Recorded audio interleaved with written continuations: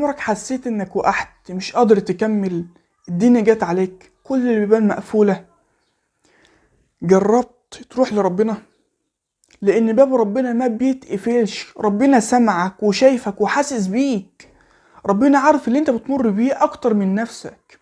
قال النبي صلى الله عليه وسلم: اشد الناس بلاء الانبياء، ثم الصالحون، ثم الامثل فالامثل. يعني كل وجع انت اتوجعته ما راحش يهدر، كل دي مع نزلتها ما راحتش. قال الله عز وجل: افحسبتم انما خلقناكم عبثا وانكم الينا لا ترجعون. يعني انت بتحسب ان ربنا خلقك وسابك ونساك؟ لا والله يا ربنا ما نساكش، كله محسوب. بس انت قول يا رب، ما تقولش يا رب انت عملت فيا كده ليه، انا عملت عشان انت تعمل كده. لا، انت بأمانة الله انت عملت بلاوي سودا، وكلنا عملنا بلاوي سودا. فانت لما تيجي تقول يا رب، قول يا رب بكرمك يا رب.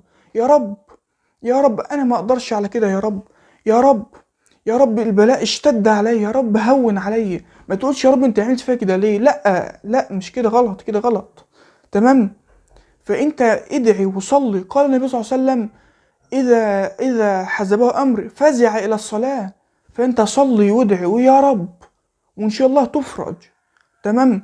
فأنت لو حسيت إن الفيديو ده عجبك أو كده، ما تنساش تشاركه مع غيرك وتعمل اشتراك للقناة علشان تفيد بيها غيرك. تمام. والسلام عليكم ورحمة الله وبركاته.